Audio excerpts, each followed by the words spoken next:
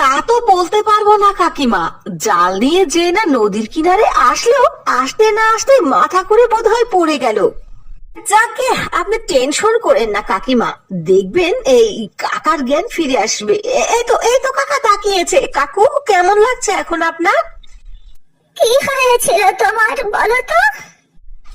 যে না নদীর কিনারে গেছি, চোখের কাছে সবকিছু ঝাপটা অন্ধকার লাগলো আর মাথাটা ঘুরে পড়ে গেলাম। আর কিছু মনে নেই, বলতে পারবো না।